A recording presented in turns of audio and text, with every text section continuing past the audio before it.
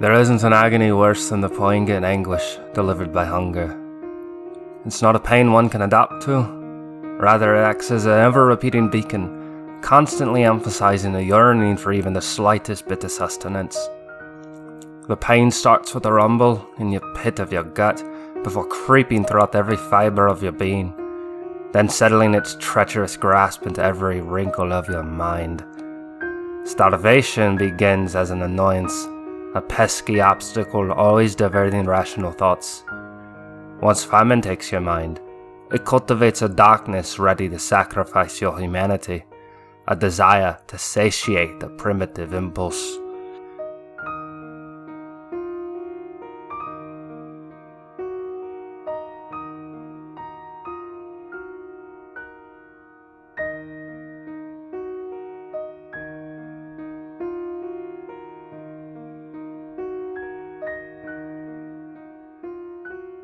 Of all the short stories in the Reset, nothing haunts me quite like the first paragraph in Last Resort.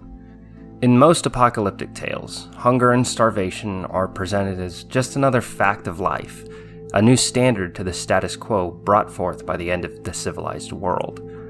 Searching for food is depicted as a trivial task of survival, a mundane annoyance that is often placed on the back burner unless necessary to drive the plot forward. When presented as the focal point, hunger itself proves to be a very compelling antagonist. It does not discriminate, as everyone is met with the same impartial severity that comes with starvation. Hunger attacks both body and mind, physically, mentally, and spiritually.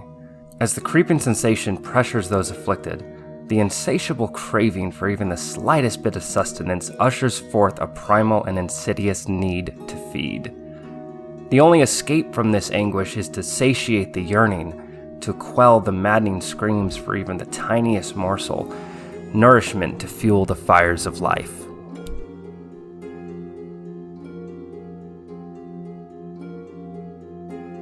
It's no surprise that food and water would become valuable commodities at the end of the world.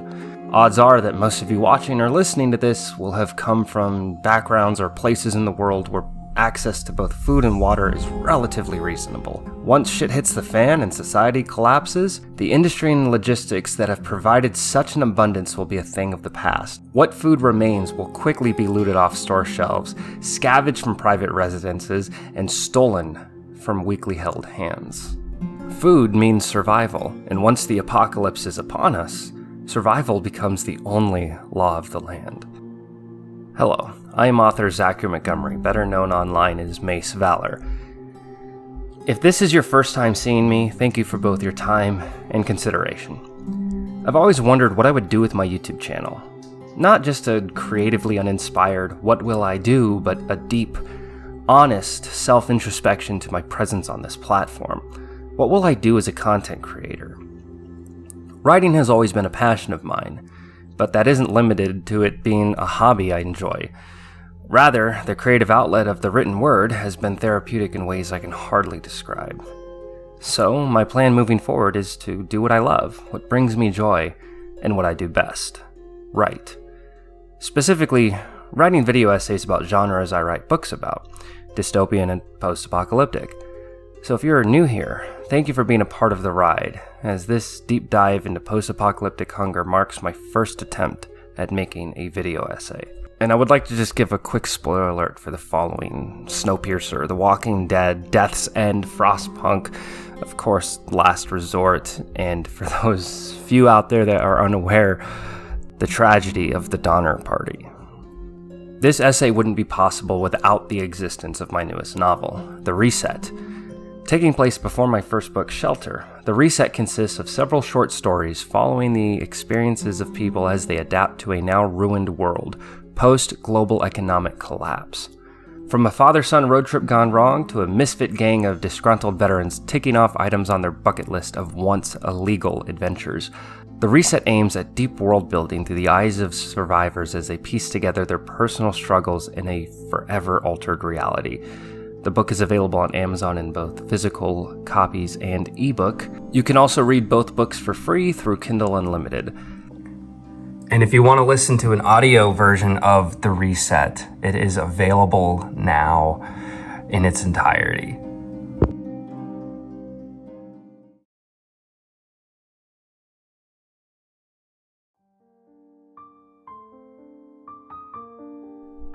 In Last Resort, we follow Finnegan struggling to survive along with his son Owen in the ruins of Detroit.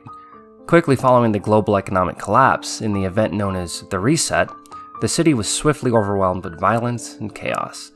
Finn was aware that staying will most likely end with his death due to the rapid dwindling supply of resources and civil unrest, but leaving the city proves to be just as challenging as staying.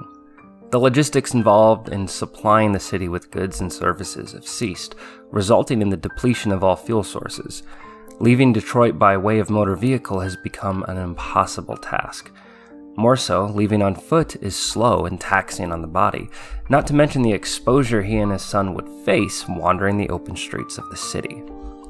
Finn is trapped in a city he desperately wants to leave, not just for his own sake, but for his son's safety. Time goes by, and all the two can manage to do is scrape by with what little food and water they can find. Water heaters in abandoned apartments have become a viable source of clean drinking water, and stray pets have become their prey. Even still, the desire for proper nourishment slowly inches its way into them, sapping all energy reserves, making them weak in both body and mind. Before long, Owen is too weak to move, as the starvation has become unbearable. Finn's only ambition in life is to do right by his son, something in the story past due he acknowledges he has failed to do his son's entire life. With only one option left, Finn does the unthinkable. Cannibalism is perhaps one of the most horrific acts a person can partake in. Even as an option for survival, eating the flesh of another person forever corrupts one's humanity. It burdens the soul with guilt, an unforgivable, irrevocable sin that turns a person into a monster. As with most things in life, context is key. The impact of consuming the flesh of another man can be lessened, the severity of the act diminished, contingent upon the details of the event. Snowpiercer is one of the most creative and innovative post-apocalyptic worlds I've ever seen. The world is frozen over due to mankind's manipulation of the Earth's temperature in an attempt to combat global warming. The remaining 3,000 survivors on the planet have taken refuge in a great arc train that never stops as it moves from track to track around the world. The train is divided into classes: first class, second class, third class, and the tail. First class comprises the ultra-wealthy of the old world, high-profile investors involved in the construction of the train, and many of who are responsible for the death of the Earth. Second-class passengers are primarily white-collar workers in positions of both logistic management and scarce yet vital job fields. Third-class members are the lowest of the ticketed passengers, with the price they paid to be on the train being indentured servitude in perpetuity for themselves and their future offspring. These passengers are the blue-collar workers whose labor allows the train to properly function. This hierarchy, although somewhat archaic in structure, has laid a foundation that permits all aboard the train to live in relative comfort as the temperature outside Snowpiercer averages in the minus hundreds of degrees. That leaves us with the tail. When Snowpiercer was departing from Chicago, desperate survivors fought tooth and nail to board the train. Those lucky few that were able to break through the walls barricading the station and get past Wilford's jackboots found themselves aboard the rear cars at the back end of the train. Although they escaped the increasing cold brought on by the freeze, the survivors occupying the tail were at the mercy of the rest of the train. Melanie, the head of hospitality, lead engineer, and mouthpiece for Wilford, locked the unticketed stowaways to the tail of the train, an area designed for storage. There, confined to only a few train cars of space and no access to food or water, the survivors in the tail began to turn on one another. As hunger began to take hold, many of the tailies became butchers, preying on the weak, the old, the children, killing anyone that couldn't defend themselves and using what little meat was left on their bodies to satiate their ravaging hunger. The terror that those people faced was unimaginable. There was no possibility to survive outside of the train, as the bitter cold was enough to freeze a person solid within seconds, while staying on the train meant awaiting a grim fate, murdered and cut up to be someone's meal. The horrors that took place within the tail section of the train became a thing of legend, a heritage the survivors and descendants wore with pride, showcasing their perseverance in the face of absolute ruination. For Andre Layton, one of the main characters of the TV adaptation of Snowpiercer, the damage was already done. He murdered the leader of a kill cult that preyed upon the weak, old, and sick. Layton presented him with the same mercy that he gave his victims, a knife to the gut and a slice to his throat. Layton then ripped out the cult leader's weakly beating heart out from his chest, and together with the other Taily leaders, ate the heart, so that everyone would be equally guilty as they pronounced, "Never again." Eventually, Melanie agreed to ration protein blocks and water for the tail section of the train, which finally brought an end to the bloodlust, but the damage was already done. The great sin of consuming the flesh of another man had guilted every remaining soul still residing in the tail of the train. This news was carried among the other passengers of the train, and before long, everyone aboard Snowpiercer knew there were killers, murderers, cannibals among the last remnants of humanity. This begs the question, who is ultimately responsible? Obviously, whomever ate the flesh of another was undoubtedly accountable, but what choice did they have? When the only law of the land is to survive, then the cost of that survival means very little to whomever can make it another day. Melanie holds a massive amount of responsibility for the horrors that transpired in the tail section of Snowpiercer, as it was her command to seal the tail off from the rest of the train, dooming the stowaways to their grisly fate. For her, the cost of her actions to seal off the tail were worth saving the rest of the train. A few hundred lives lost in the back of the train meant nothing to her when compared to the thousands of people that were ticketed passengers. The lives of those people were all that mattered to her, not the lives of people that were never permitted to be on the train to begin with. If anything can be said in Melanie's defense, it's that she was merciful with the tailies. If she wanted to, she could have decoupled the tail section away from the main body of the train. Instead, she allowed them to live and didn't send them off to freeze the moment the train left the station. The people stuck in the tail section of the train were forced with an impossible decision: starve to death, freeze to death, or make do with what resources are available to you. Being left with the only option of food being another living, breathing person is an intensely terrifying notion, especially when the reality sinks in that you too are a viable food source for another. In the third novel of the Three Body Problem series by Liu Cixin, Death's End, we see a similar situation where mankind's only food source is for them to eat one another. As the alien civilization Trisolarans make their approach to lay claim to the planet Earth, their android counterpart on Earth named Sophon had taken the mantle of a harsh dictator, forcing all surviving members of humanity to live on the continent of Australia. Billions of people were commanded to leave their homes all over the world and take refuge on a single landmass, while the alien fleet prepared to populate the rest of the world. The conflict between humanity and the Trisolarans stretches over several centuries in the books, the tragedies and victories had by both sides all leading to this final moment, the proclamation of death that doomed all of mankind. As humans were forced to endure the Great Resettlement to Australia, Sophon made it clear that the Trisolarans no longer wished to eradicate all humans. Rather, they chose to quell their numbers and keep them confined to a small corner of the globe while stifling their technological progress. Due to the vast difference in our technological progression, the Trisolarans had always seen humanity as bugs, pests and vermin that were widely beneath them in the grand scope of the universe. Their aim was to keep us as pets, trophies, a living reminder of the once miserable, insufficient civilization that called out to them so many lifetimes ago. As mankind stood helpless from the coming invasion, Sophon made a proclamation banning all sources of electricity on the continent.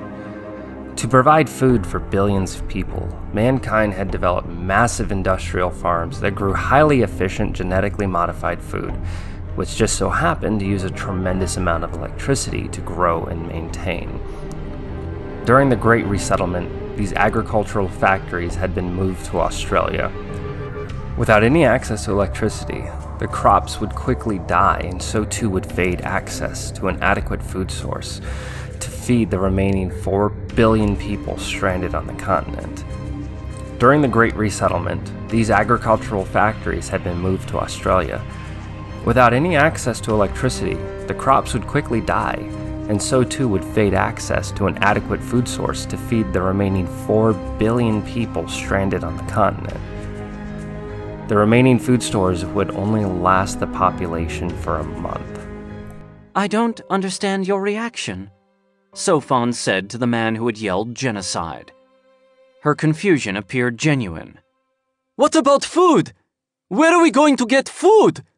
someone else shouted. They were no longer terrified of Sophon. All that was left was despair. Sophon scanned the hall, meeting the eyes of everyone present. "Food? Everyone, look around. You are surrounded by food. Living food." This harrowing indifference to the death decree paints the perfect picture of Trisolaran's indifference and contempt for humanity. The solution provided was that we sacrifice what little humanity remained and feast upon our fellow man, becoming the animals the Trisolarans saw us as. Surely the survivors of such an event would have suffered enough guilt that the mental anguish would be enough to strip them of everything that had once made them human. When I first read Death's End, I was quite aware of the grim fate of humanity thanks to the YouTube channel Quinn's Ideas. A link to his channel will be down below. Despite knowing this, upon reading it, I myself was still left in a state of shock and horror. It was enough for me to pause and ponder the true ramifications of this cosmic horror masterpiece. Being alone in a hostile universe was enough to leave me frightened at the possibility, but this sole event was enough for me to contemplate the significance of humanity contacting extraterrestrial life in the first place. Perhaps we should stay silent as we drift through the cosmos. An alien invasion, although terrifying, could be met with the aggression of human might, but to be subjugated under the tyrannical rule of a superior species and forced to combat my own kind to satiate my own hunger was an idea that pulled my soul from my chest, made my heart skip a beat, and question our place in the dark forest. Sophon was indifferent to the plight of man, as were her creators.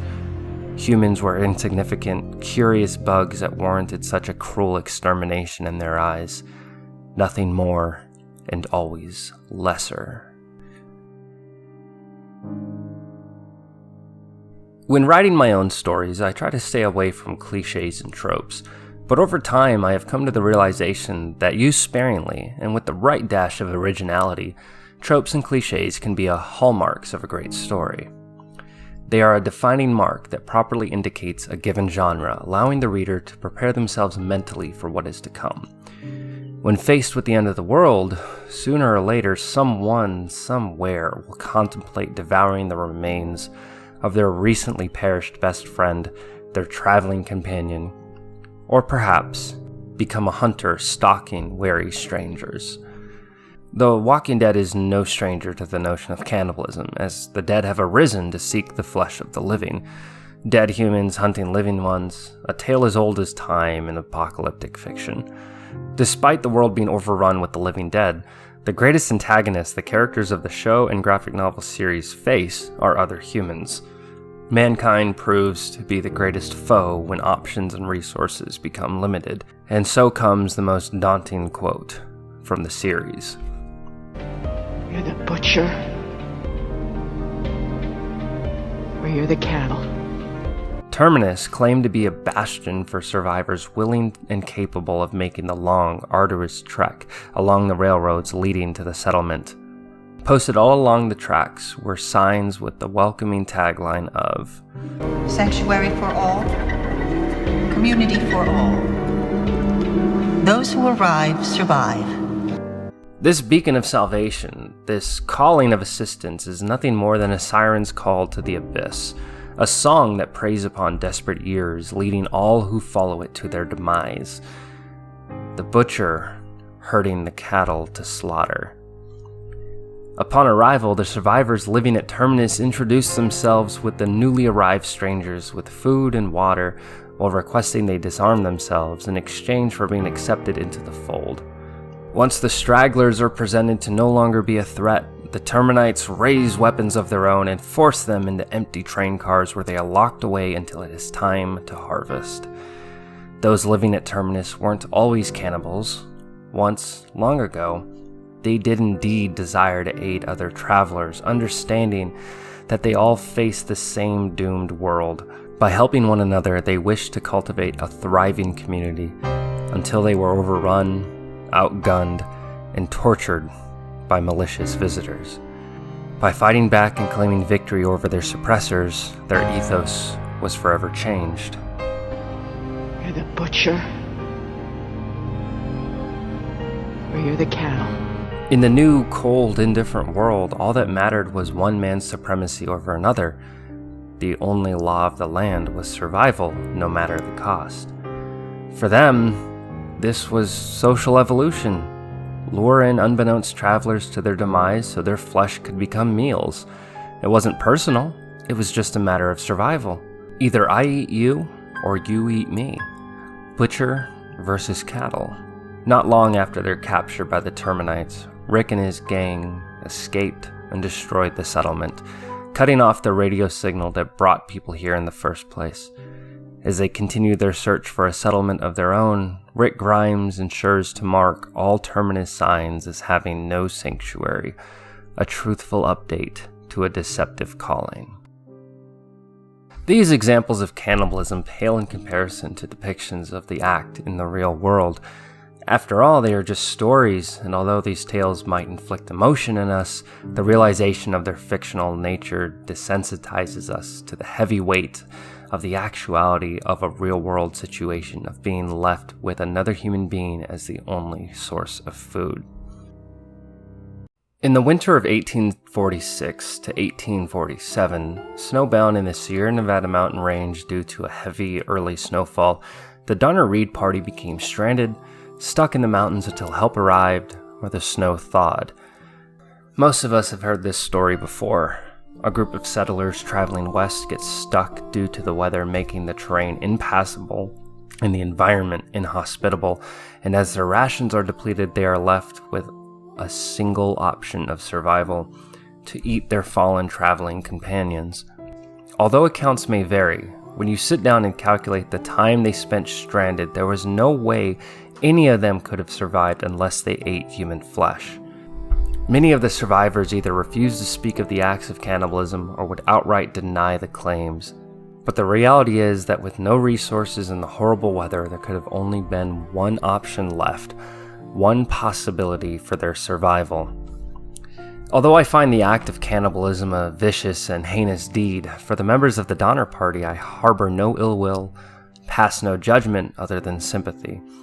I pity them for having entered such a horrible situation through little fault of their own.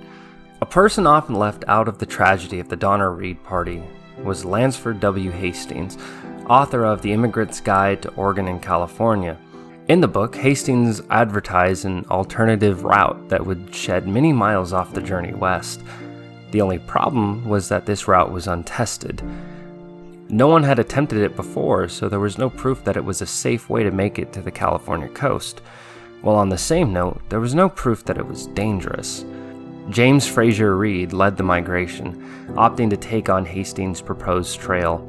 While the caravan made its way west, on June 27, 1846, Reed met with an old colleague in Fort Laramie, Wyoming, who had just finished traveling with Hastings along the proposed trail. Reed was warned that the trail was barely manageable on foot, let alone taking a wagon across. Reed dismissed the warning and carried on. The tragedy of the Donna Reed party was marked with one bad decision after another. Hindsight is 2020. We can always scrutinize the specific downfalls of an event after the fact, but in the moment, when the ramifications of our answers have yet to come to light, it's difficult to pass judgment on Reed. I've never traveled the Old West via ox-pulled wagon cart, so who am I to scoff at the man for doing what he felt was best at the moment? I can criticize him for ignoring the warning from someone with first-hand experience of just how treacherous the trail really was. But the idea, the seed of knowledge, the very suggestion to use the trail in the first place, well, that lands on Hastings himself. The very person that authored a book filled with information tips for traveling westward, a book written and published to seek the eyes of would-be adventurers with the aim of partaking in America's manifest destiny, a novel promoting this very same dangerous trail as a shortcut to California, one which at the time of publication had yet to be scouted and tested, a book that offered quick, safe travelers while being nothing more than a siren song of doom on the horizon. Our real-world equivalent to the signs beckoning survivors to Terminus. Through our own biases and perspectives, it becomes very easy to shift both the blame and responsibilities of the outcome events from one party to another. Aboard Snowpiercer, the tale looked to place the blame of their cannibalistic deeds onto Melanie, while Melanie claimed none of the responsibility, as the unticketed passengers that forced their way onto the train should have never been there in the first place. For years and years, revolution after revolution, as Snowpiercer made its way circling the globe, Melanie held firm that she was in no way responsible for the horrific acts of violence that had taken place in the tail section of the train following their departure. After all, her point that those people should have never have been there in the first place is a valid statement. What she was missing, forgetting, or unwilling to acknowledge was the fact that once the train departed, the moment those people were on board, they became her responsibility. Ticketed or not, they were now among the fading remnants of humanity. Melanie had many hard choices to make, none of which were easy, and all of them burdened her with constant guilt. Although her decisions were controversial and the ramifications severe, she did the best that she could given the circumstances. As with most things in life, actions have consequences. Eventually, we all reap what we sow. Karma brings its cruel form of justice sooner or later, in ways we couldn't fathom. In Season 2 of the television adaptation of Snowpiercer, Melanie ventures off alone into the great white frozen wasteland to get to an abandoned weather research station. As she makes her approach, her mode of transportation gets stuck in the snow, so she takes the supplies necessary to get the station running on foot. Once the place has running power and the heaters warm the frost, night has fallen, so she decides to retrieve the rest of her belongings the next morning.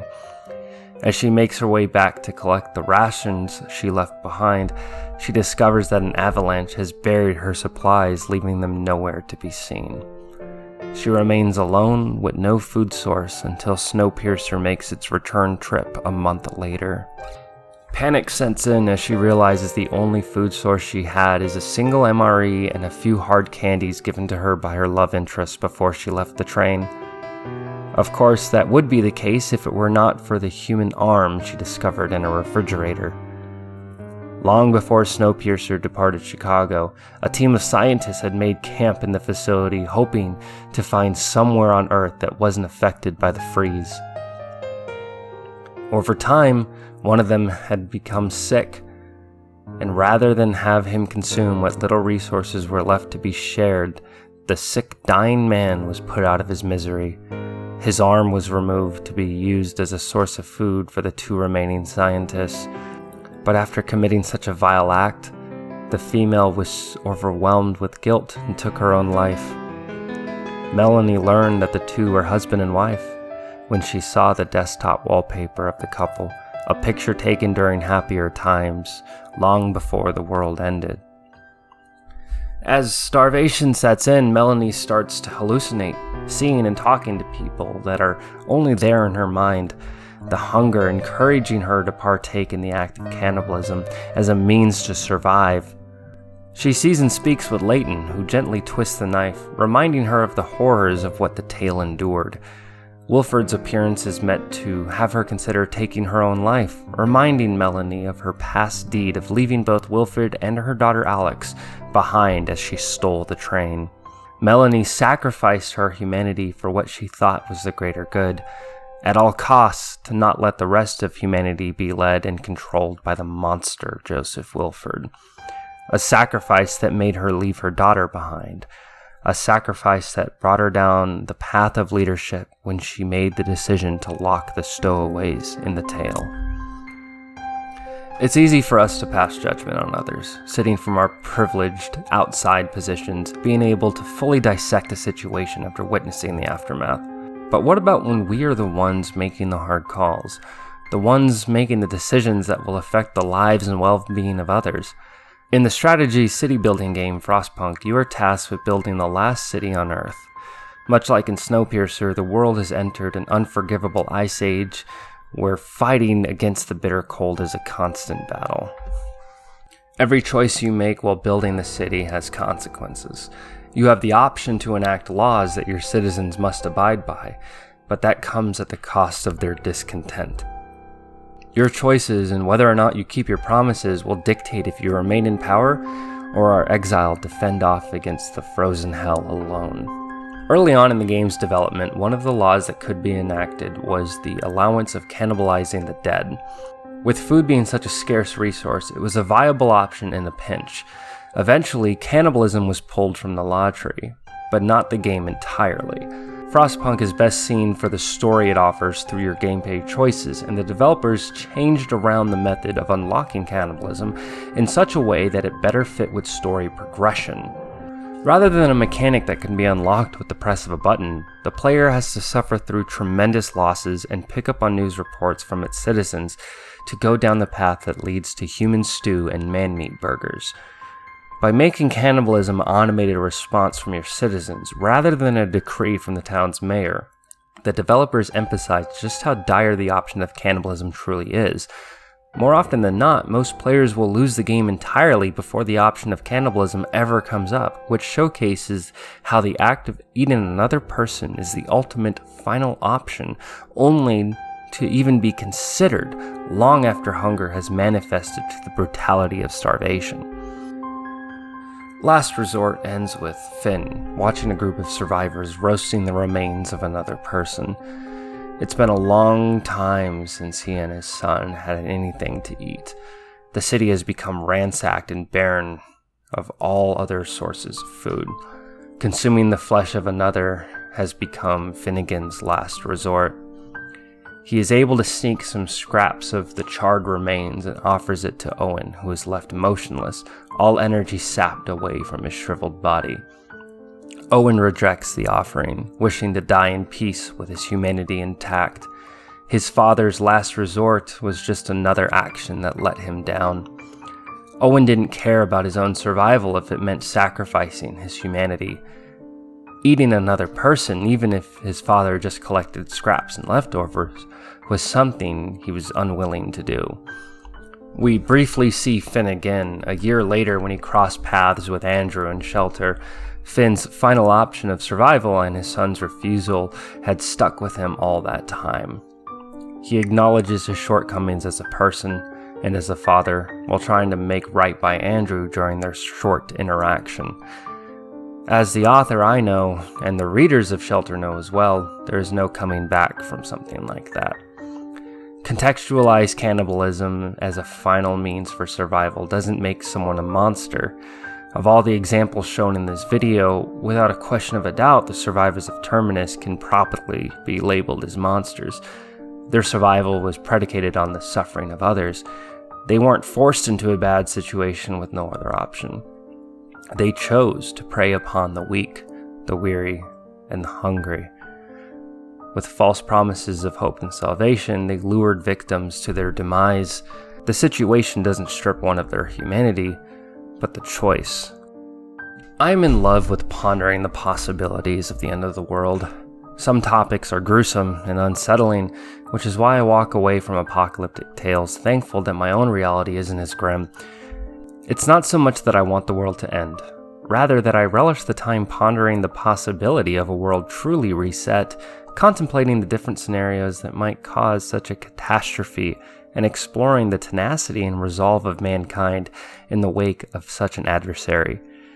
The current state of the world is one of both unending cruelty and abundant comfort. This uneven balance is tipped in or out of favor for someone contingent upon their birth. It is then that life presents a series of situational hardships for some, and minor, trivial day-to-day annoyances for others. Sure, life can get hard and become uncomfortable, but I remain grateful the world hasn't ended yet. Thanks for watching. Hi, if you've made it this far, once again, thank you so much. So I literally just got done editing the whole thing. I'm just going to throw this little bit at the end because I do want to give one last bit of news and also shout outs, I should say. So quickly running through the business. The news is check out the Discord link down below if you want to connect with me. I'm a lot more active on Discord than I am anywhere else, but of course I will read and interact with all comments here on YouTube, like, shares, etc.